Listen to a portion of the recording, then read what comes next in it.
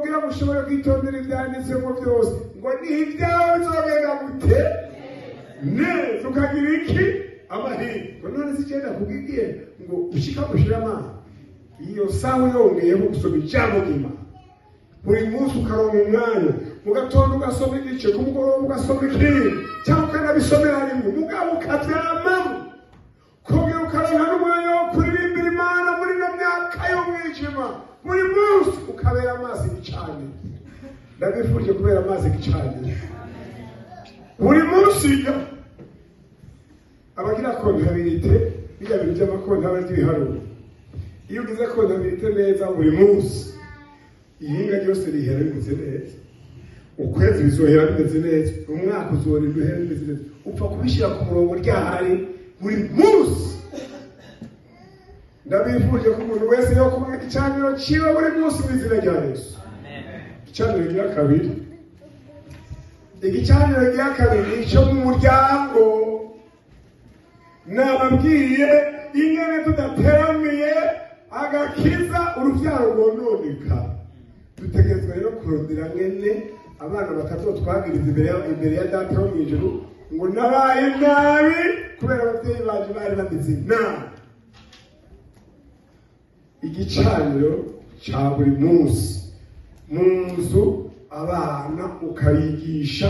gusenga ukabigisha gusoma ijambo ry'Imana ukabigisha no kuririmba mbega sibyo ukabona witwararitse ibikorwa gusa uzubahiriza uzoza kwikangura basigaye bameze nk'abandi bose none gutabafatishije ijambo ry'Imana uzosanga bameze nk'abandi bose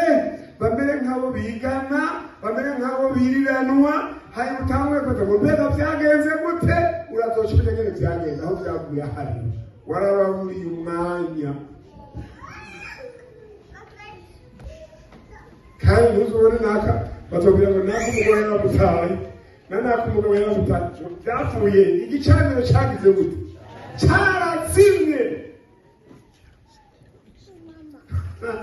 umuriro ukiriho gicaniro ntawovana n'uwundi ntizokunda nta mutima wo kuvana n'ubundi byoshoboka oya genda rero ukabona ugomba ko wifuza ko urugo rwawe rukomera genda rukomereze mu gicaniro amen akira iryo ganuka naho wabona bimeze neza nenya uti ejo umwasi arashobora kuza konona iby'iwanjye reka ndamwitange nibere ku gicaniro cy'Imana uhabaye bizogenda neza. Igicaniro cya kabiri ni igicaniro cyo mu muryango umugore umugabo abana bagahurira muri Kristo Yesu bagahurira mu ndirimbo mu mazabo mu masengesho iyi myaka tugezemo n'ibintu kandi ibyo bikaba iminsi yose watawutevye ukabaza uwaraba wasengesheje abana uwundi wasengesheje abana hanyuma bukeye mugahurira hamwe bigaca biryoha gusumba mugabo igicaniro mu muryango kikahaba ndakibifurije mu izina rya Yesu. Igicaniro cya nyuma ni igicaniro cyo ku rusengero mu nzu y'Imana hari igicaniro murazosoma witwa Ana yaretse kuvuka kwa Yesu na Simiyoni barerekeye mu rusengero. Ana ngo yarapfakaye amaranye n'umugabo w'imyaka 7 gusa acyaravuga ati Mana imyaka yose sigaje kubaho nzoyimara mu rusengero. Iyi myaka yihereze tugeze muri rero abantu agaciro ku rusengero ntako bazi arose umwanya arajayo cyangwa akareka ukamenya ngo ibintu byo kuyayata mu rusengero ndiba uko myaka ya kera nkijya mu gakiza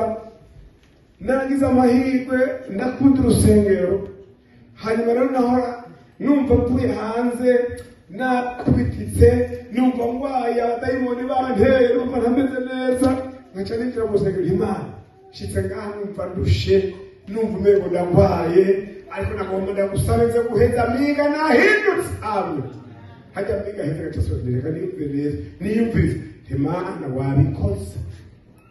umva nakize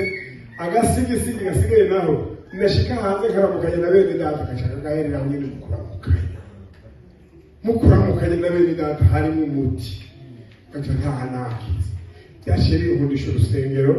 kugira none munsi kuba nk'ijwe gusa none munsi ndakunda urusengero naho nuba nafatiriwe n'ibikorwa nama nibaza niba bashaka barasohoka barasohoka ngapfuma naho bagisigaye muri bitanu nk'idunyamo bagaca bakijyana umugisha w'Imana gaca kugenda utwaye kandi gamana aho wandika abandi mu rusengero ntacyo yandikira iyo nari nafatiriwe naho bari wahabonye ndabifuje gukunda urusengero twebwe Imana yadufashe ari iwacu turafise igicaniro cyo ku rusengero nicyakinda kuba mwene data turi kumwe turafise igicaniro kandi kiri umunsi ugoye umunsi wo kwa mbere umunsi ugoye kuko ni umunsi w'ibikorwa